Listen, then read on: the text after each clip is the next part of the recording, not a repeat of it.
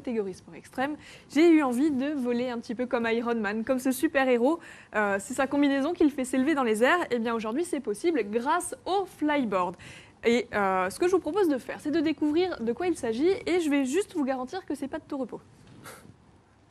Dans 10 jours, c'est l'été. Les vacances arrivent à grands pas. Vous rêvez de soleil, de calme et de volupté. Eh bien, sachez que c'est pas du tout ce qu'on vous a prévu. Aujourd'hui, ça va secouer. J'ai décidé de tester pour vous le flyboard.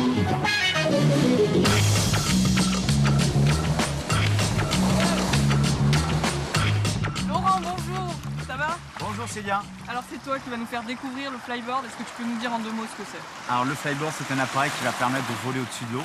C'est un Français qui a inventé ça. Francky Zapata, plus précisément un Marseillais, ancien champion du monde de jet ski, il a fabriqué des jets. Et il y a 2 ans, il s'est penché sur un délire avec des potes qu'ils allaient voler au-dessus de l'eau. En 2 mots, c'est très simple. On a un couple qu'on va relier à un jet, un tuyau de 18 mètres de pompier, une planche de style skateboard, 2 choses de wakeboard, 2 buses qui vont balancer 90% de la poussée et les 10% qui restent, tu vas les avoir sur les bras. On va assimiler ça à des bâtons de ski. Moi, je vais être sur le jet ski et c'est moi qui vais être chargé de t'envoyer en l'air avec les gaz du jet. Rassure-moi, je vais pas monter à 18 mètres. Non, on va pas monter à 18 mètres. La puissance du jet ne me le permet pas. Hein. Mais on va évoluer, on va essayer d'évoluer quand même à 5-6 mètres entre nous.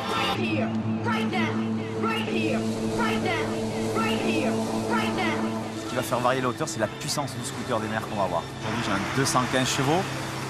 Il y a des machines qui vont jusqu'à 255-300 chevaux, donc ça montera encore beaucoup plus haut. Donc je te sers pas trop haut, de toute façon on va pas monter trop haut. On va d'abord chercher à stabiliser au-dessus de l'eau et puis progressivement au feeling, on va voir comment on va. On va faire 10-15 minutes, si ça va pas, tu me fais signe, on arrête. Hein? Le flyboard s'adresse à tous les publics, hommes, femmes, les jeunes à partir de 16 ans. Voilà.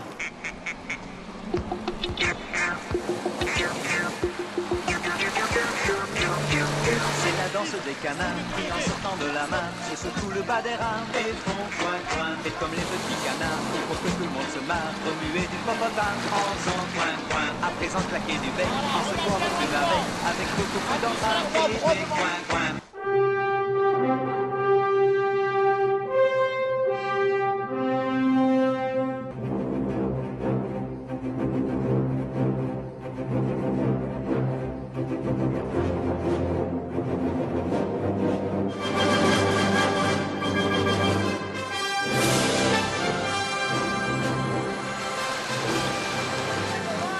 Un vol, on va considérer un vol, c'est de pouvoir rester en stationnaire, évoluer au-dessus de l'eau sans toucher l'eau pendant 30-45 secondes déjà en continu.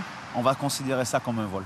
Dans un premier vol, les premières figures qu'on va voir de base, ça va être le plongeon, à plus ou moins hauteur par rapport à la personne. On va pouvoir faire des 360. On va pouvoir faire des tentatives de backflip, mais quasiment au niveau de l'eau, de façon à être en toute sécurité.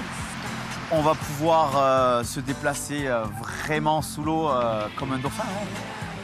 Il peut y avoir des dangers, il ne faut pas faire n'importe quoi. Surtout la chose qu'il faut ne pas faire et éviter de faire au maximum, c'est de se jeter en arrière.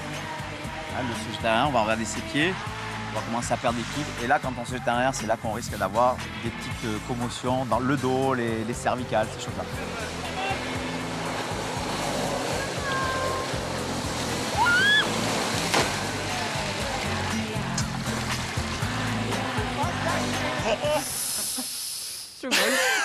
Je volais. C'était vous là, hein? C'était vous? C'était moi. Aïe, aïe, aïe, aïe, aïe, aïe, quand même, hein? Sans doublure. Sans doublure. Non, bravo, ceci dit, merci, hein? Oui, impressionnant.